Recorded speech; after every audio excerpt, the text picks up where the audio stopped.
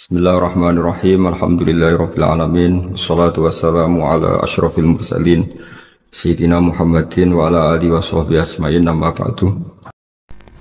Dengan Allah itu nomor satu itu syukur. Syukur itu di atas takwa. Di Quran itu ada fattaqullaha la'allakum tashkurun. Jadi takwa itu supaya ke derajat syukur. Kalau Nabi membahasakan kalimat thayyibah yaitu la ilaha illallah Muhammadur Rasulullah, itu kalimat yang otoritas kebenarannya itu absolut, pasti benar bahwa alam raya niki gadah pangeran ingkang asmanipun Allah Subhanahu wa ta'ala. Tapi pengamalan niku, pengamalan la ilaha illallah itu harus ditalkin, diajarkan oleh orang yang spesialis ya, orang yang benar-benar mempunyai maslak. Maslak itu cara sampai kepada Rasulullah Shallallahu Alaihi Wasallam. Kalau tersemut ketika Mbah Mun sering ngendikan ihdinas siratal mustaqim siratal ladzina an'amta 'alaihim. Terus uniknya di surat Fatihah itu, ya Allah tunjukkan kami ke jalan yang benar. Itu bukan sirotoka jalan jenengan, tapi siratal ladzina an'amta 'alaihim. Sama ingat betul ketika Mbah Mun ngendikan Allah itu mboten saged ditiru. Wong Allah mboten dahar, mboten ngombe, mboten tidur. Sing saged ditiru niku nggih padha-padha manusa, sehingga disebut ihdinas siratal mustaqim siratal ladzina. Maka dalam disiplin ilmu sanad itu sampai ada kalimat ekstrim, man ta'allama bila syekhin fasehuhu setan. Itu tidak main-main ya. Artinya ketika orang lain menuduh dunia kiai katanya terlalu kayak kerajaan kecil, santri tidak pernah ngeritik, itu keliru. Sebetulnya memang aturan ilmu itu diantaranya untuk ilmu agama itu harus pakai apa? Sanad. Bukti ini apa? Ihdinas siratal mustaqim siratal ladzina an'amta 'alaihim. Jadi untuk mengikuti jalan Allah niku harus mengikuti jalannya orang-orang yang telah engkau beri nikmat. Telah itu artinya finish. Finish itu artinya sudah meninggal. Sama masih ingat betul kalimatnya Mbah Mun, kalau kamu ngikuti orang, kalau ingin kebenarannya permanen, ya yang sudah meninggal. Sepotongan-potongan soleh dadakan ngeten kan nggak meyakinkan. Pas ngaji gayanya kayak wong soleh, enggak mulai kumat meneh, soleh meneh, kumat meneh, itu kan nggak meyakinkan. Istighfar dia nangis, karek nonton dangdut dia nyesal. Terus apa ya, nggak jelas no? Terus gak kasil maksiat ya nyesal, gak kasil toat gitu nyesal. Itu nanti ikut partai wa akharuna atarafu bidunubihim kholatu amalan sholihah wa akharuna sayyi'ah. Jadi orang-orang zaman akhir itu nyampur aduk antara kebaikan dan keburukan. Kayak sampean sering sholat saf awal itu ya baik, tapi ya ono sombongi. Maksudnya ono sombongi, kowe iku sapa wani kok ngarep. Maksudnya itu ya ribet kan. Makanya ada wali jadi wali itu karena kalau sholat itu di belakang. Alasannya aku izin mbek pangeran sawane kok ngarep. Jadi ilmu itu macam-macam. Bapak Rian sering dawuh, nak ana wong istiqomah ngimami masjid itu ya apik. Tapi nak keseringan ya perkarane ambisi mau digenti. Jadi istiqomah itu nak keterusan itu ya dadi ambisi. Mulane gak jelas ngimami masjid terus itu istiqomah apa mau. Artinya apa? Hidup ini nggak jelas. Justru nggak jelas itu bagus karena ketok menusane, napa? Ketok menusane. Sehingga dalam ilmu fikih itu lucu. Kalau cerita wali-wali top, Abdullah bin Umar, niku semadzhab dengan Abdullah bin Abbas. Mboten seneng urip teng tanah haram. Ketika banyak ulama, banyak sahabat senang hidup di tanah haram, alasannya sholat di tanah haram itu seperti 1000 napa? Sholat. Tapi yang dipikir beliau bukan sholatnya, maksiat di tanah haram juga lipatannya sama. Maka rumahnya Abdullah bin Umar itu pas yang perbatasan. Nak sholat di bojone di tanah haram, nak tukaran metu. Jadi ono area tukaran itu dikondisikan steril. Jadi masyhur itu. Jadi beliau nak lagi mesra mbek bojone wiridan teng tanah haram, nak tukaran metu sik. Baru tukaran secara meyakinkan karena Sehingga kita di Indonesia sebenarnya punya sisi yang luar biasa karena kita tidak maksiat di tanah haram. Jadi bisa saja kita ini orang keren karena tidak pernah maksiat di tanah haram. Walaupun saya tahu kaji atau umroh tambah keren karena nggak pernah maksiat di. Karena banyak juga orang yang nangis di Masjid Haram jebule ngenes, samu naki sing elek bojoku tok. Roh wong Turki wayu, wong Pakistan wayu. Bareng roh bojone elek wireng pesek. Terus nangis, ya Allah, samu naki sing elek kok bojoku tok. Nah, berhubung wayah haji dikira itu religius, no? Akhirnya sing wedok gak terima. Samu naki ganteng kabeh sing elek kowe tok. Makanya di haji itu pangeran nyindir faman faradha fihinnal hajja fala rafatha wala fusuqa wala jidala fil hajj. Itu pakai fi ku ing dalem. Jadi potensi maksiat kalau kaji itu fi. Justru pas haji itu pas potensi maksiat. Wong tenggene matof niku nggon tawaf niku. Terus masyaallah wong ayu ki pirang-pirang, wong ganteng ki pirang-pirang. Terus mari geger, mergo rebutan ngambung hajar macam-macam. Jadi pulau suwon ijtihad, dia napa ijtihad itu harus kita dengar. Jadi di antara mazhabnya ulama, termasuk Abdul bin Abbas itu nempat di Taif. Taif itu dari Mekah 3 jam. Alasannya nggak ingin kalau terjadi apa-apa di tanah napa haram. Kita tahu Ibnu Abbas itu mengalami konflik politik dengan Abdullah bin Zubair. Itu ekstrim betul konflik berdua beliau. Akhirnya beliau milih gak di tanah haram. Wis tukaran-tukaran lah nak raning tanah. Maksudnya geremeng, bukan tukaran bacaan geremeng lah, geremeng sidik nara yang Masjid Haram. Artinya jangan kira orang di Indonesia terus ndak hebat, ya hebat, punya sisi nggak maksiat di tanah haram. Ya misalnya sholat gak ngewarep nang Masjid Haram, jebule sholatnya ya Allah sini uang. Terus gak ngewarep paling afdol, jebule paling keliru coba. Mulai takbir yo keliru plus seudon. Haji Indonesia nu nak sofa walu niate rada elek. Sudah sih mau coba bismillah tau ora tau tak gua ngarep gitu. Menurut kalau yang kesekian kali ditanya gitu. Jadi niate gua ngarep gua pengen ngetes sudah sih mau coba bismillah tau ora. Lha ngape wape salat atau wape seudon. Bantah-bantah. Aku krungu dhewe tau gua ngarep pancen ra maca. Sing gak guri ora maca tapi lonton ora caku gak ngarep ya kepen krungu nyatane ora. Jadi gak ngarep. Terus kedua niate iku balapan ngambung Hajar Aswad. Jadi sholatnya gak ngarep. Sekali salam langsung melayu ngambung Hajar Aswad. Ibu niat tapi niat elek roh. Tapi tidak semua yang di sofa walu niatnya baik. Tapi niat tidak baik itu kadang baik. Itu saking apiane pangeran. Kalau kenangan cerita dari Mbah Mun yang paling saya kenang itu gini. Dulu wono santri nakal. Ya jadi ora dulu tok saiki luwih akeh. Tapi sawangannya cerita kan kudu dulu karena sejarah itu syaratnya harus diomongkan dulu. Jadi aku rada kecewa sejarah itu dulu ono santri nakal. Saiki luwih akeh. Niku kepengen nginceng ninge mergo ning wayu. Iku dhisik jarang ning sepeda motor ngalor ngidul ning pasar Bangilan jarang. Dadi nek kepengen roh iku kudu dadi bakul banyu. Terus bakul banyu karena satu-satunya cara roh wong ayu kudu dadi bakul banyu. Nyamar. Jauh ngisine ning jero jeding. Ya kadang ya roh ninge rajil bapan macam-macam. Kiai ini wali tenan, bukan wali debutan, bukan wali senior, namun wali betul. Nah, sama saiki dadi wali kan wis ora ono kuota wali, segelem ra gelem jumlahnya supaya tetap ada terus diangkat ngoten mawon wali. Itu bertahun-tahun. Kiai ini ngerti, seneng mergo digratisi, dikai rego murah. Kiai ini ngerti nek iku niate elek. Suatu saat gak ada perkembangan, santri ini mulai gremeng karena gak direspon. Diceluk kiai ini. Dia pentok anakku, nggih yai. Kowe salat ning Masjid Haram sof awal 40 dino jamaah mbok sof awal. Nggih yai. Kok bar tak rapekno anakku. Nggih. Seneng salat. Hari pertama ya demi dapat istri, hari kedua terus. Suwe-suwe ku ku nyaman. Betapa nikmatnya sujud, nikmati rukuk terus nyaman. Saking nyamannya ku berkebutuhan salat di sof awal.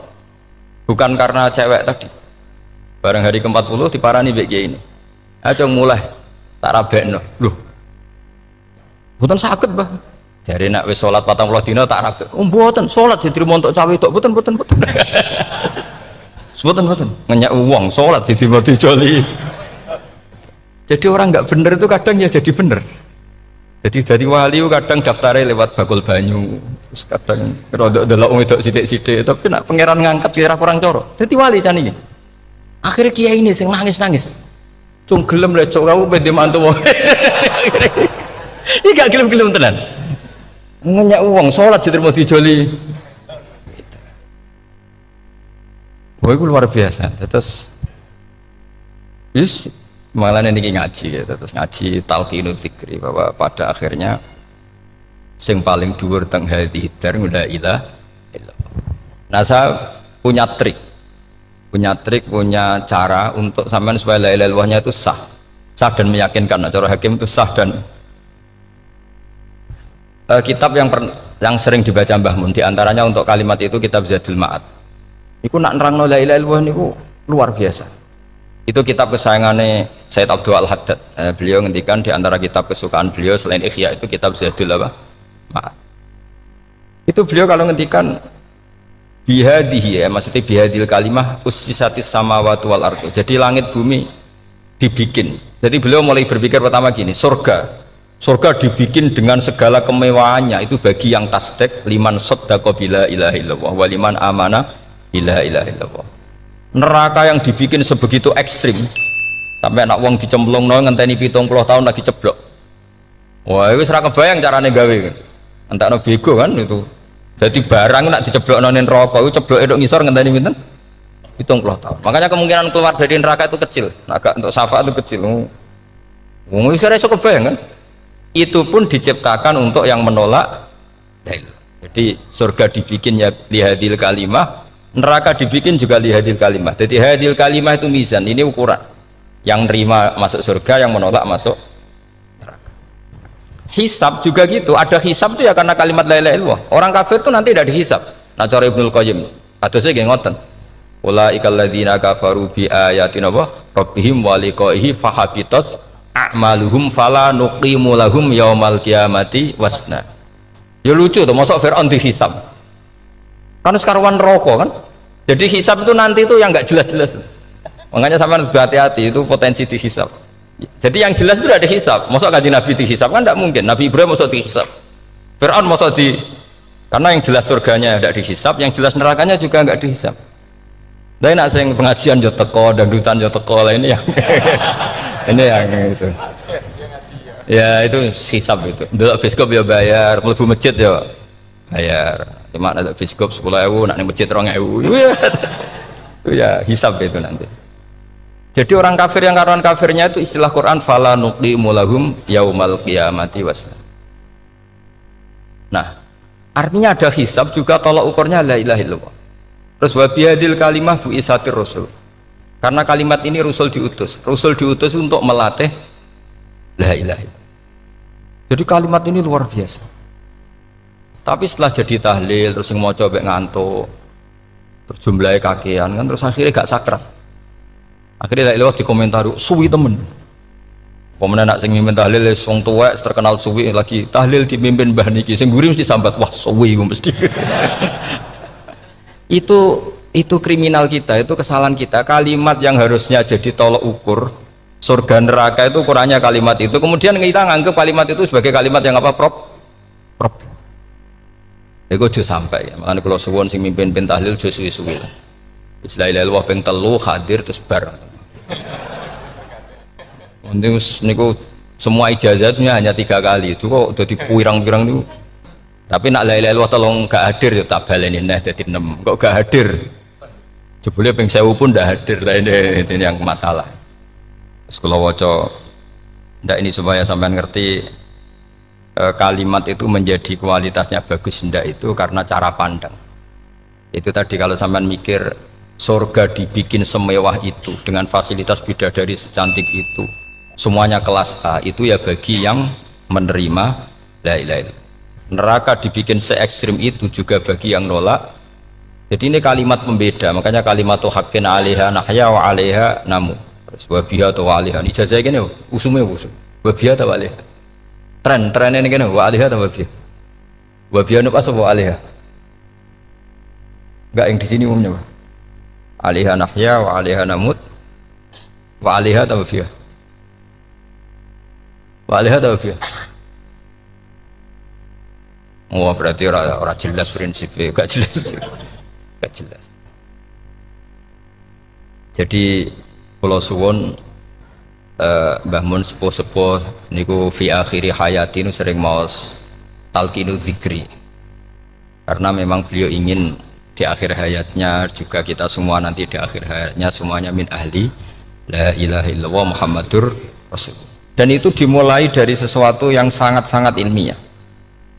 Yaitu tadi dimulai kenapa surga dibikin untuk sing iman la ilaha illallah. Kenapa neraka dibikin untuk yang menolak la ilaha illallah. Kemudian Rasul diutus untuk melatih la ilaha illallah. Nanti ada azab ya karena menolak la ilaha illallah. Ada maghfirah karena yang terima la ilaha illallah. Makanya istighfar, kalau cara oleh istihad, niku istighfar itu setelah la ilaha illallah cara kalau oleh istihad. Di beberapa Indonesia itu thariqah punya istighfar dulu baru la ilaha illallah. Tapi banyak ulama yang berpendapat dibalik. La ilaha illallah dulu baru. Karena istighfar itu didengar Allah itu setelah tauhidnya benar. Ini cara madzhabnya Abul Hasan apa? Asyadzili, yaitu fa'lam annahu la ilaha illallah baru wastaghfir li dzambika ai li hadil kalimah. Karena orang bisa dimaafkan itu berdasar kalimat la ilaha illallah. Misalnya begini ya. Orang kafir itu kafir terus sampai 70 tahun. Sekali melafadzkan la ilaha illallah itu yughfar lahum ma qad salaf. Jadi kullil ladzina kafaru iyantahu yughfar lahum ma qad salaf. Artinya orang kafir itu belum pernah tahlil, belum pernah istighosah, ya belum pernah istighfar, tapi sekali melafadzkan la ilaha illallah secara sah langsung yughfar lahum maqad salaf. Berarti dulu mana la ilaha illallah sama istighfar untuk kepentingan dimaafkan Allah? La ilaha illallah cara madzhab Abul Hasan Asyadzili, karena alasannya wong kafir sing kafir wae tanpa istighfar asal kalimat la ilaha illallah benar langsung yughfar lahum maqad salaf. Jadi cara pikirannya Abul Hasan Asyadzili itu la ilaha illallah yang benar dan kamu baru istighfar nanti insya Allah pasti dimaafkan bihaqi la ilaha illallah. Jadi fa'lam annahu la ilaha illallah baru wastaghfir li dzambika bihadil kalimah, karena sahnya istighfar setelah kalimat ini sah. Itu orang kafir yang kafir berpuluh-puluh tahun itu langsung diberi bonus sama Allah yughfar lahum ma qad salaf. Nah, ukuran iyan tahu pakai apa coba? Hei para wong kafir nak kowe mendo sangka kekafiran ukurannya pakai apa? La ilaha illallah. Sekali la ilaha benar langsung yughfar lahum maqad salaf. Makanya ketika Ja'far Shadiq, Sayyid Ja'far Shadiq beberapa lama arja ayatin fil Quran adalah qulil ladzina kafaru iyantahu yughfar lahum maqad salaf. Ketika mangane kan apik sesuk malaikat. Lha wong kafir 70 tahun Gusti. Mau celek Allah pisan langsung jenengan sepuro. Mosok kula imam tahlil boten jenengan sepuro.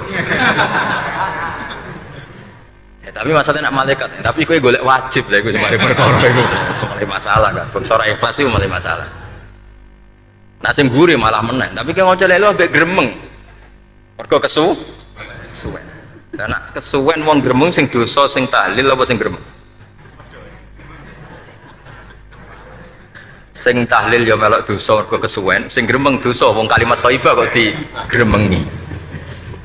Nah terus sing ngundang yang malah dosa pisan ribet kan? Ya ora ono fikih ngono ya ora ono. Maksudnya kalau cerita daripada rawan dosa ya mendingan la ilaha illallah sing ora grem. Carane piye? Sing mimpin ya sing fasih sing cepet. Insyaallah. Oh teng desa kula anggere muni tahlil ben Gus Bakso nang kabeh, mesti cepet. Jamin mesti cepet. Kula ya sering ngomong, aku cepet lah luwih mati sing suwi. Mergo suwi mari dosa gremeng ya perkara. Lah kiai-kiai kan do sungkan mek kula. Nah teng adat masyarakat kan nggih sampai Gus sampai anak kiai kan sungkan dadi kiai-kiai sing tua-tua akhirnya melok cepet. Dan ini harus dielmoni. Saya ulang lagi ya. Sebetulnya dalam thariqah Syadziliyah itu la ilaha illallah dulu baru istighfar. Alasannya apa? Sihhatul istighfar itu ba'da sihhati la ilaha illallah. Jadi dia bawa nggih qulil ladzina kafaru iyantahu yughfar lahum ma qad salaf. Saiki intiha anil kufri, berhenti kekafiran dengan kalimat apa? La ilaha illallah. Itu langsung yughfar lahum ma qad salaf. Dan Allah ngendikan fa'alam annahu la ilaha illallah baru wastaghfir lidzam ai bihadil kalim. Artinya gini, bisa saja istighfar kita itu tidak didengar Allah karena tauhid kita tidak pernah benar. Mau ngelafat notok tapi tauhidnya tidak benar. Maka terus dibutuhkan latihan-latihan dari ahlul ilmi, misalnya kayak Imam Sanusi, kayak Imam Asy'ari itu pelatihan-pelatihan la ilaha illallah dengan pemaknaan yang luar biasa. Misalnya begini, ambil saja la ilaha illallah itu dengan makna seperti ini, tidak ada sesuatu yang maujud kecuali disebabkan oleh yang super maujud. Alam raya ini, langit bumi ini kadung berstatus maujud, kan nggak mungkin yang maujud diciptakan yang tiada. Nak ngono mau hadhil maujudat khalaqaha wajibul wujud. Lah wajibul wujud ini yang bernama Allah Subhanahu wa ta'ala. Maka kualitas Anda iman tuh lebih tinggi. Selama ini kan enggak, orang no pangeran kecuali Allah. Terus Allah itu yang siapa? Ya Allah yang siapa itu harus kamu berani mensifati. Allah belum pernah menceritakan dirinya di Quran kecuali beliau dia mensifati zatnya. Saya adalah sing khalaqas samawati wal arda misalnya. Saya adalah zat yang begini. Karena itu dengan cara itu bisa dikenali. Ya, dengan cara itu bisa dikenali. Makanya Allah itu harus kita kenali, yaitu lewat ma'rifatullah. Ibadah tertinggi adalah ma'rifatullah. Ya, caranya ma'rifat tadi dimulai. Gak mungkin alam raya ini kemudian diciptakan oleh al-adam, sesuatu yang tidak ada. Pasti yang namanya maujudat diciptakan yang maujud. Karena maujud ini maujud pencipta harus super. Lah super itu bahasa Arabnya wajibul wujud. Karena pencipta harus awal. Gak mungkin Fir'aun itu Tuhan lahirnya di bumi, berarti dulu buminya ketimbang Fir'aunnya. Tuhan-Tuhan yang lain juga begitu, masa dulu buminya ketimbang Tuhannya. Makanya Allah pasti Tuhan betul karena bersifat awal, bersifat qadim. Nah, kalau kamu mulai latihan gitu, iman kamu itu bil bayyinah, dan syaratnya iman yang benar adalah bil bayyinah. Bayyinah itu jelas welo-welo. Makanya semua nabi memaklumatkan diri, qul inni ala bayyinatim mir rabbi. Lam yakunil ladzina kafaru min ahlil kitab wal musyrikin munfakina hatta ta'tiyahumul bayyinah. Jadi kamu harus punya otoritatif kebenaran sing sampai welo-welo itu layak balus syakka wal irtiyab, sudah agak bisa ragu lagi. Nah, saya khawatir kalau kita sudah tidak ngaji seperti ini, la ilaha illallah itu mau rutinitas. Pomene nek kasiat ribet meneh kan. Nak diwaca 1000 kasiat ngene, nak diwaca 2000 kasiat. Wah itu ngawur lagi. Saya itu kemarin ketemu banyak orang pintar lah di Jogja. Itu saya cerita, mereka tanya saya, Gus kenapa engkau jarang berdoa? Saya bilang saya itu sering berdoa, cuma mungkin Anda tidak tahu kata saya. Doa itu syaratnya harus setelah sihatil iman, imannya itu benar. Dulu ketika Gerwani itu kampanye komunis itu gitu, anak-anak kecil disuruh memejamkan mata, ayo kamu minta permen sama Tuhan. Ternyata nggak dapat permen, suruh memejamkan mata lagi, coba minta sama bu guru, terus dikasih apa? Permen. Oh berarti yang ada bu guru bukan Tuhan. Artinya apa? Kalau umat Islam ini Islam ini kamu jual dengan doa, kemudian doa dipakai tolok ukur Islam bener apa enggak, habis kamu. Banyak orang ingin jadi Kapolri, jadi gubernur, jadi apa, ngundang orang-orang kondungo. Terus nyangoni akeh gak mandi, mesti dihujat deh. Dan sing donga yang ngerti nak ra mandi, potongan wong seneng duit itu kan insya Allah ra mandi lah kan kira-kira gitu. Jadi korbannya itu Islam kalau terus menerus doa yang dipakai apa? Transaksi. Maka doa itu nomor 2 atau 3, nomor 1 itu ya iman tadi, ma'rifatullah itu nomor 1. Bukan doa, karena kalau doa dijadikan nomor 1 takutnya itu dipakai ukuran. Makanya ketika orang kafir minta sama Nabi, minta itu ya bahasa Arabnya doa, untuk mengubah Mekah jadi begini, untuk mengubah Mekah jadi makmur, jadi ada sungainya, roh. Nabi gak mau. Padahal Nabi kalau doa pasti mustajab apa enggak. Tapi andikan itu diturutin, maka ukuran iman selalu pakai doa. Dan itu bahaya jangka panjang, karena Nabi pirsa pengganti beliau-beliau kamu-kamu yang nanti doanya tidak mandi, itu bahaya, itu tidak prospek cara hitung-hitungan. Iya nak zaman Nabi donga mesti mati. Nak ketika era sampean kena kiai tenan Pak, kalau donga ana sugih, nak ora sugih kira kiai kan ribet. Mungkin dhewe kiai ora sugih kan ribet kan. Maka kita sebagai ulama itu punya hitung-hitungan. Nah, beda dengan pakai ma'rifatullah. Misalnya begini, ini contoh paling gampang. Orang kafir itu dulu mengukur kebenaran Muhammad, mereka tentu manggilnya Muhammad. Muhammad, kalau kamu mengklaim bahwa orang mati bisa hidup lagi, coba mbah-mbah kamu yang sudah mati bangunkan. Kalau bisa berarti kamu benar, kalau ndak ya ndak. Pertanyaannya itu yang faktu bi abaina in kuntum apa? Sodikin. Pertanyaannya, ngukur kebenaran dengan cara itu yang bikin standar siapa? Nah, Nabi itu sempat terdesak karena itu dipakai ukuran. Tapi kalau pakai ilmu mantek, jawabannya lebih gampang. Ngukur kebenaran dengan cara itu versi siapa? Versi saya.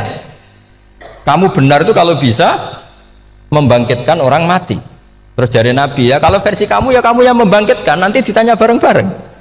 Loh ini kan kita seperti itu kan, kita sering. Artinya apa? Islam ini yang bisa mengawal hanya ilmu.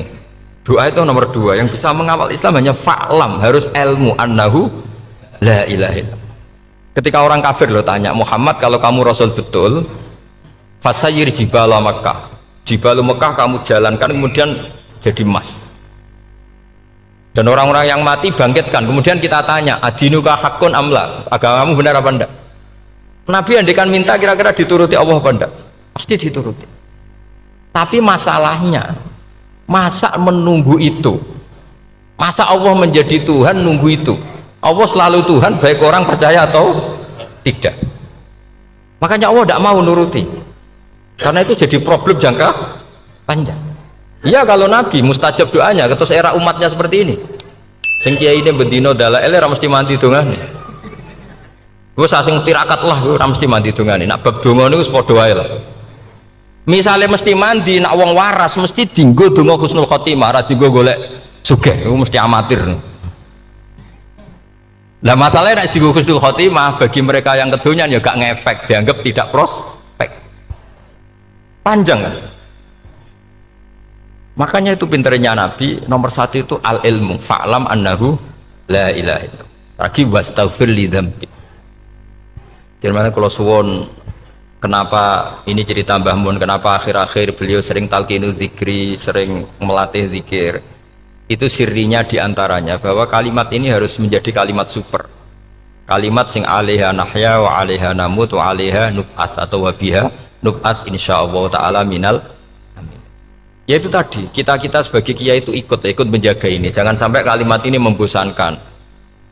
Tahlile suwi barbar segitu ram ono sing nyoal la ilaha illallah Muhammadur Rasulullah lane kurang panjang iki wakaf ta ora terus panjang.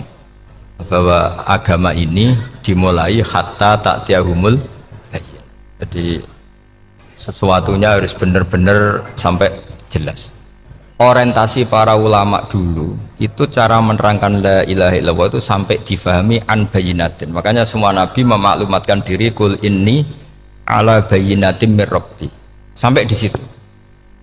Dan semua cerita-cerita di tafsir Jalalain di apa-apa itu ukuran kebenaran itu lam yakunil ladzina kafaru min ahlil kitab wal musyrikin namun fakina hatta ta'tiyahumul bayyinah. Monggo. Maka semua kita itu harus punya kecakapan untuk merangkai dalil. Kalau gak ada pengalaman saking kitab-kitab turos, kitab-kitab dulu. Itu ketika beberapa ulama ditanya, dulu ketika ulama-ulama dulu berdebat tentang apakah imanul muqallid, imannya orang yang tidak bisa berargumentasi tentang Tuhan itu diterima apa enggak? Rata-rata ahli sunnah bilang diterima. Tapi tetap dengan catatan itu potensi goyah. Itkul man qallada fit tauhidi imanu lam yakhlu min tardidi. Tapi ternyata ulama-ulama itu prakteknya juga mengajari masyarakat supaya ada sedikit dalil atau kepastian logika. Masyhur itu ulama dulu ketika tanya orang-orang Arab, orang-orang desa, ya Arabi, bima arafta rabbak. Kamu kok tahu kalau Tuhan itu ada itu gimana? Jawabannya mereka meyakinkan. Al-ba'ratu tadullu alal ba'ir wa atharul aqdam yadullu alal masir. Ono tletonge sapi ya mesti ono sapine. Ono atharul aqdam artinya ono tipake wong liwat ya mesti ono sing liwat. Sehingga itu sudah dianggap cukup kalau ada makhluk ya ada khalik. Artinya terus menjadi gampang ketika Allah ngendikan misalnya am khuliqu min ghairi syai'in. Mosok hadhil makhluqat sing maujudat kemudian khalaqahal adam. Itu kan enggak ketemu akal. Maka termasuk kekaguman saya sama kitab Fathul Bari sarahnya Bukhari itu ngendikane Wahada sing inda ahlil mantak yusama iltidzadan aklian, bahwa agama ini harus ada kenyamanan secara akal. Kalau Nabi membahasakan wajadah halawatal apa? Iman. Iman yang manis itu misalnya kita profesor, kita ilmuwan, kita seorang yang top, yang paling cerdas di dunia. Kemudian kamu secara agama didogma oleh pimpinan agama kamu. Kebetulan pimpinan agama kamu misalnya komunis. Terus diberi ajaran misalnya hadhil maujudat khalaqahal adam, yang maujud ini diciptakan ketiadaan. Kan mungkin profesor lah mesti stres. Piye wong Adam kok ciri utama ketiadaan ya layu asiru saya tidak ngefek. Bandingkan dengan misalnya kita goblok lah, petani lah, wong paling goblok lah misalnya diajari bumi ki ana mbah wonten, terus sing gawe bumi ana ya ana, wong barange ana kok sing gawe ra ana. Lebih gampang. Lah itu cara Fathul Bari hadaddin itu mudah sekali, sahlah qoriba. Kalau dalam baca Said Abdul Al-Haddad itu hadil kalimah sahlah qoriba. Sahlah qoriba itu enak difahami karena ya sudahlah, kalau hadil maujudat ya khalaqahal maujud. Berhubung maujud ini maujud khaliq ya wajibul wujud, kira-kira maujud super lah atau kausa prima atau apa. Jadi segampang itu lama menerangkan tauhid. Nah khawatir saya kalau penjelasan seperti ini sudah hilang, terus mau wong takok kasihate nak maca sak mene paket ngene, nak sak mene paket ngene. Lah nak ramadi terus mental. Jute la ilaha illallah ya ngobos. Nah ini kan jadi tersangka. Makanya saya tadi bilang, saya berkali-kali saya belajar tauhid, belajar ilmu mantek, itu kepentingan saya hanya satu, supaya orang familiar dengan logika la ilaha illallah.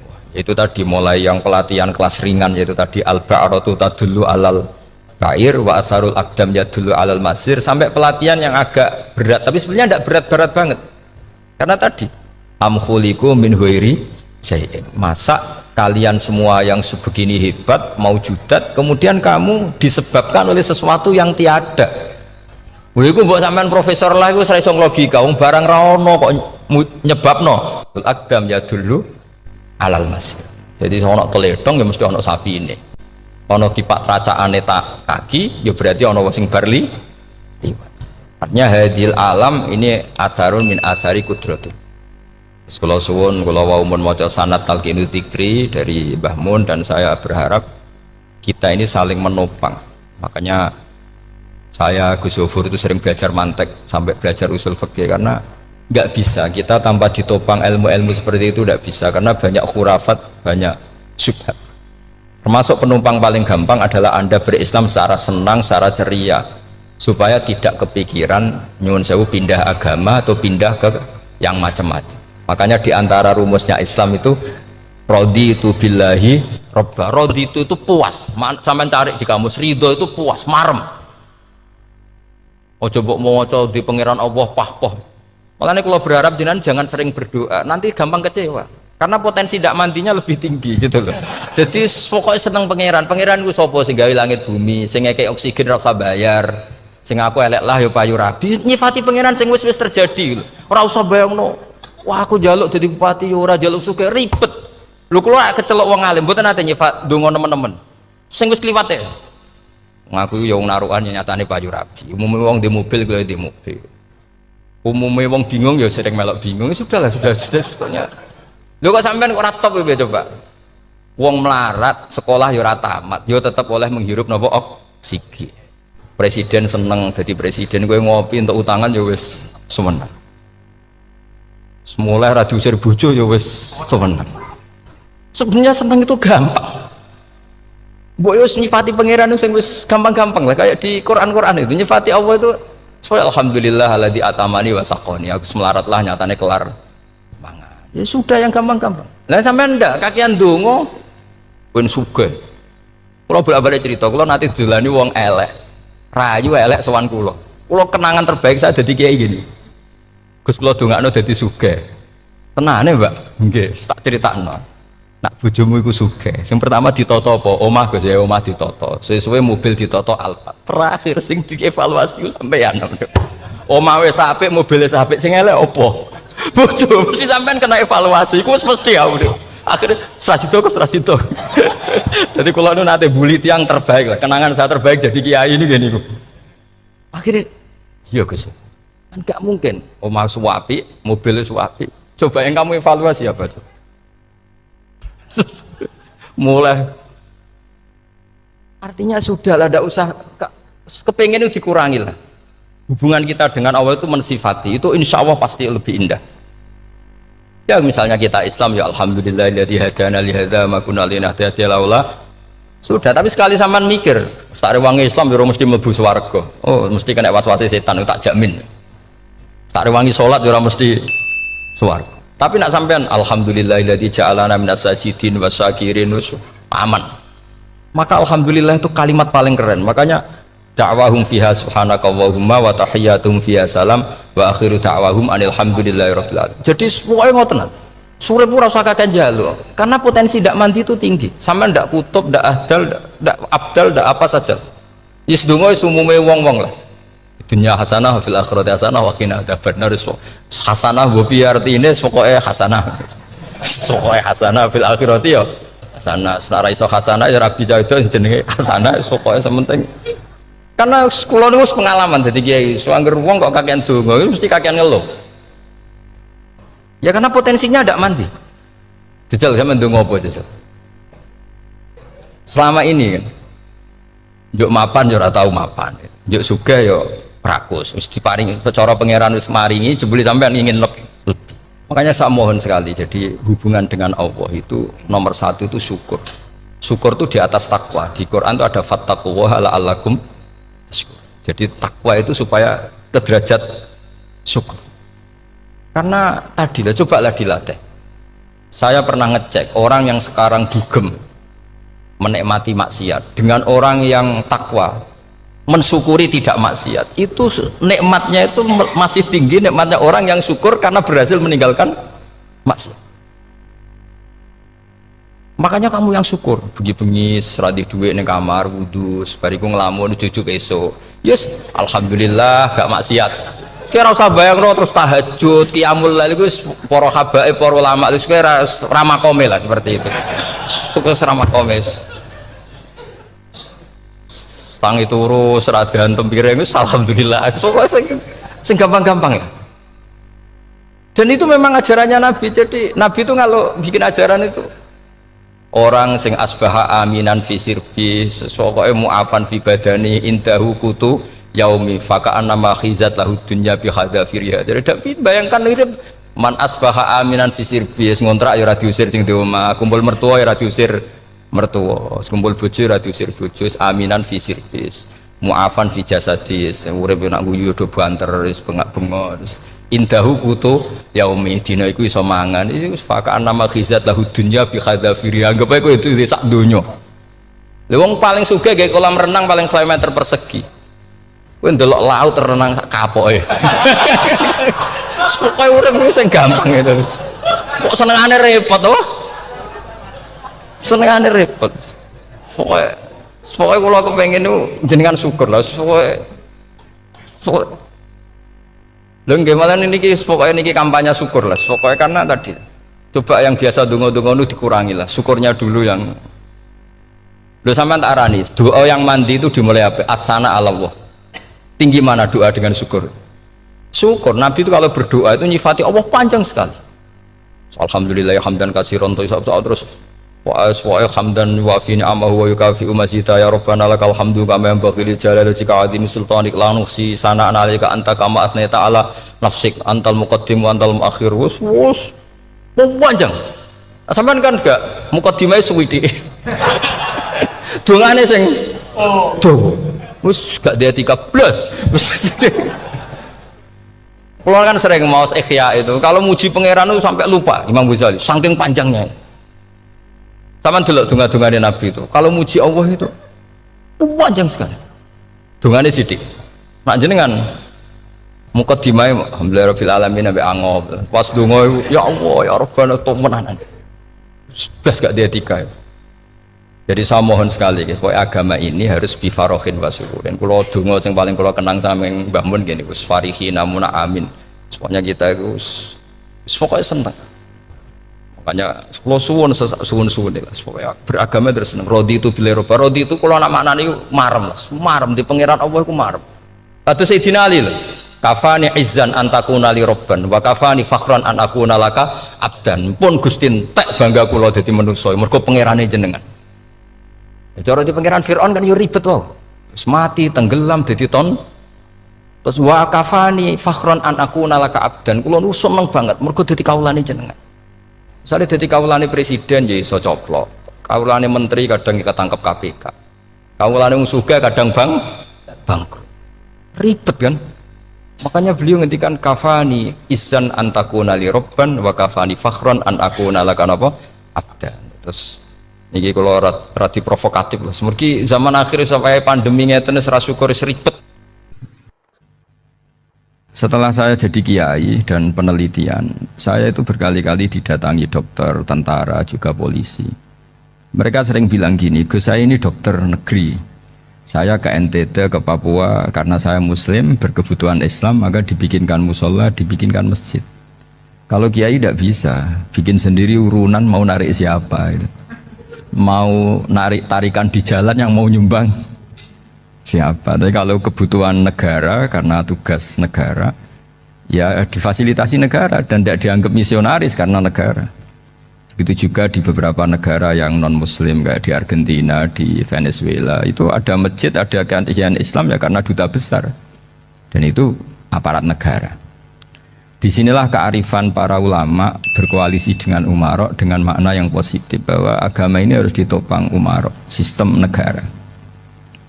Tentu di situ ada tentara, ada polisi, ada macam-macam. Kita sebagai kiai juga nggak berdaya di depan para bandar narkoba apa-apa kalau nggak ada BNN. Kita mau apa dengan korupsi kalau tidak ada KPK. Sehingga kearifan para guru-guru kita, mulai Mbah Maimun, bapak saya sendiri, NU, Muhammadiyah, semua ormas-ormas Islam itu pasti maulah kerjasama. Karena kita siapa ya? Kalau tidak kerjasama. Dan di antara pesan Rasulullah SAW adalah yaduwahi ma'al jamaah. Jadi apa ya, kebersamaan itu sudah berkah. Fa inna yadallahi ma'al jamaah. Jadi berkah. Lalu kenapa saya kalau ngaji bawa kitab? Ini agak sebetulnya itu lazim. Lazim itu suatu yang harus. Tapi karena kelamaan mubaligh itu tidak pakai kitab. Seakan-akan bawa kitab itu yang aneh. Sebenarnya aneh mereka. Karena begini logika simpelnya ya. Umat Nabi ini berhak dapat apa coba? Berhak dapat warisan yang paling luhur, paling hebat, paling jernih. Apa itu Quran dan hadis? Pertanyaannya, siapa yang paling punya hak otoritatif untuk menerangkan Quran hadis? Ulama. Ulama yang mana? Ya yang kapabel, yang sudah diakui dunia kayak Imam Ghazali, Imam Bukhari, Imam Syafi'i. Artinya kalau kita tidak pakai materi itu ulama mendapat pikiran kita, bukan mendapat pikiran mereka. Saya ulang lagi, kalau kita tidak pakai materi yang otentik, yang orisinil, umat ini mendapat pikiran kita, bukan pikiran mereka. Maka saya berusaha supaya teman-teman atau semua umat Islam dapat pikiran-pikirannya Imam Ghazali, pikiran-pikiran Imam Bukhari, pikiran-pikiran Abdul Qasim Al-Junaidi, kejernian-kejernian Abu Yazid Al-Bustami. Kejernian itu diantaranya adalah misalnya makalah yang menurut saya itu makalah yang super. Jadi untuk ngadepi krisis karena COVID atau karena apalah. Itu lama dulu sederhana sekali. Beliau-beliau punya rumus yang mungkin jarang didengungkan orang, tapi saya akan kampanye rumus ini. Al-istighna, hakikatul istighna, itu adalah al-istighna anis syai' labihi. Jadi pemenuhan kebutuhan yang sebenarnya adalah kita berusaha menghindari sebanyak mungkin kebutuhan yang sekunder, yang enggak penting. Bukan memenuhi semua yang kita inginkan. Jadi misalnya begini ya, kalau kita lapar, itu keinginan kita itu makan enak apa asal makan? Tentu jawabannya asal makan yang sehat. Tapi kalau nuruti nafsu kita, makannya yang enak, teman makan ya enak. Terus di warung yang favorit. Ini kan satu kebodohan. Kenapa untuk makan saja butuh definisi sekian banyak? Yang kita harus kecewa, warung favoritnya bisa sudah tutup. Atau kita ke sana harus macet. Ribet. Yang benar-benar arif dan bijaksana itu adalah al-istighna anisya. Sesuatu yang tidak mendesak itu jangan jadikan kebutuhan. Sehingga kalau kita puasa misalnya, semua makanan itu enak karena kita sangat lapar. Sehingga Abdul Qasim Al-Junaidi ketika ditanya, Maidamu to'am, lauk makanan itu apa? Jawabannya lucu, alju, lapar. Kalau kamu lapar ya semuanya enak. Ini sudah mulai hilang. Kita bilang makan enak itu ya sate, ya gulai, ya pizza yang kita senang. Akhirnya apa? Untuk nikmati nikmatnya Allah itu kita jadi ribet. Apalagi yang orang-orang fasik harus ditemani perempuan yang tidak halal misalnya, atau harus ada ajudan, ribet. Nah pertanyaannya, orang yang ribet sama yang nggak ribet itu pinter mana? Pinter yang nggak ribet. Nah ini kearifan-kearifan yang mulai hilang. Lalu siapa yang bisa mewarisi itu? Ya ulama. Jadi ulama itu cara berpikir sebenarnya simple. Makanya mereka sering kalau tahajud itu, di antara makalah Sayyidina Ali paling terkenal dan yang menjadikan beliau punya derajat yang luar biasa itu adalah kafani izzan antakuna li robban wa kafani fakhron an akuna laka abdan. Ya Allah, saya ini sudah begitu mulia, begitu terhormat dan sangat-sangat terhormat karena yang menjadi Tuhan itu Engkau. Jadi rumus pertama itu karena menjadi Tuhan itu Engkau. Hanya Tuhan yang abadi, Tuhan yang pertama, hanya Tuhan yang al-awwal. Coba ya Allah, kalau saya ini punya Tuhan Fir'aun, punya Tuhan mati jadi tontonan lagi, itu kerennya di mana coba? Andaikan kita punya Tuhan Fir'aun, atau punya Tuhan yang asal usulnya manusia, apapun hebatnya manusia itu, kita punya Tuhan manusia itu.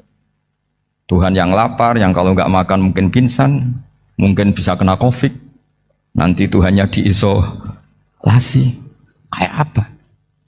Makanya ketika Tuhan Allah menyindir ketuhanan selain Allah itu, Allah hanya menyindir dengan kalimat sederhana, karena yakulanit to'am, yang kamu tuhankan itu masih makan. Artinya kalau nggak makan ya lemes. Jadi lama-lama ada orang gini, alhamdulillah tadi Tuhan mampir ke saya, kelihatannya lapar, setelah tak kasih makan sehat lagi. Susah nggak punya Tuhan yang seperti itu. Beda dengan Tuhan kita, Tuhan yang nggak butuh makan, nggak butuh minum, al-qayyum, zat yang berdiri sendiri tanpa butuh yang lain, al-awwal. Sebelum ada langit bumi sudah ada Tuhan kita yaitu Allah. Bandingkan dengan Tuhan-Tuhan yang dipertuhan yang lain, yang adanya setelah bumi, misalnya Fir'aun dan sebagainya. Sehingga Sayyidina Ali pertama jadi kebanggaan apa? Kafani izzan antakuna li robban. Saya ini keren betul karena punya Tuhan yaitu Engkau. Tuhan yang lahul asmaul husna, Tuhan yang semuanya punya kebaikan, punya keabadian, punya keagungan. Terus wa kafani fakhron an aku nalaka abdan, dan saya bangga sekali karena saya menjadi hambamu. Kalau saya jadi hambanya Pak Rektor ribet kan, sudah tak hormati ternyata nanti tidak rektor, ya kan ribet kan. Terus pokoknya ribet, jadi budaknya manusia itu ribet. Makanya ada seorang wali datang ke temannya yang jadi presiden atau jadi raja. Datang ke situ karena tidak punya uang, mau minta uang karena temannya raja. Setelah sampai sana ternyata temannya ini karena orang soleh pas berdoa, ya Allah saya minta ini, minta ini, minta ini. Terus si wali tadi pulang. Tanya, kenapa kamu pulang? Ternyata dia sama, masih minta-minta kayak saya. Jadi sederhana dia. Sama-sama minta kamu, minta zat yang kamu mintain katanya. Jadi dulu itu orang itu sebegitu dekat dengan Allah. Sehingga si raja ini terus ketemu wali tadi, tanya, kenapa kamu menyepelekan saya padahal sekarang saya raja? Terus ditanya sama wali tadi, karena temannya, kalau kamu di padang pasir tidak bisa minum dan harus minum 1 gelas, dengan ongkos kamu harus mengasihkan semua kerajaan kamu demi minuman itu. Pilih mana, minuman apa tetap jadi raja? Ya saya milih bisa minum. Saya tidak raja tetap hidup, tapi kalau nggak minum mati.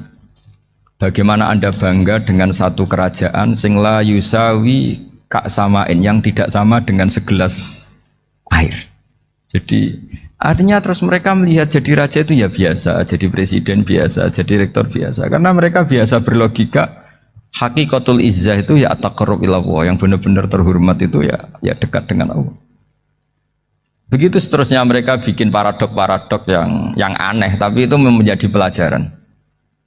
Bapak saya Ki Nur Salim itu senang baca anekdot Nasiruddin Koja. Itu kalau bikin orang-orang aneh, itu dia datang ke satu pesta, pakai baju lusuh, pakai sarung lucu atau celana lucu. Sama Sohibul Bed yang punya acara dibiarin. Setelah dibiarin dia pulang pakai jas, pakai dasi, pokoknya keren. Dihormatin, pakai alpat, pokoknya dihormatin. Silakan.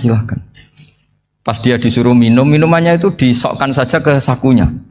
Jas, kamu harus minum yang banyak, karena kamu yang dihormati, bukan saya. Terus makanan semuanya diletakkan di saku, ada yang apa? Ayo kamu makan yang banyak. Alpatnya juga gitu, dikasih sate apa? Ayo kamu makan yang banyak. Mereka tidak melihat saya, melihat kamu. Akhirnya orang satu pesta itu istighfar semua, berarti kita ini salah. Terus dia pidato, kenapa kamu ngomong gitu? Tadi saya datang, orangnya sama. Gara-gara beda pakaian, penghormatannya beda. Berarti yang berhak dapat makanan ini jasa ya, bukan saya. Betapa naifnya kita sebagai orang. Ternyata kita masih hormat sesuatu yang seperti itu, yang atribut lah. Jadi orang-orang sufi itu orang yang bisa menertawakan dunia. Akhirnya ya, pertama dia dianggap orang gila, masa jas dikasih makan, dikasih minum. Tapi secara fikih dia benar, haram dia makan. Karena pas dia datang dibiarin, setelah pakai jas dikasih makan. Berarti hakikat yang dapat rezeki siapa? Jasnya apa orangnya? Jasnya apa orangnya? Jasnya. Jadi itu orang-orang sufi, kearifan orang-orang dulu itu bisa ngelola hal-hal yang keseharian menjadi luar biasa.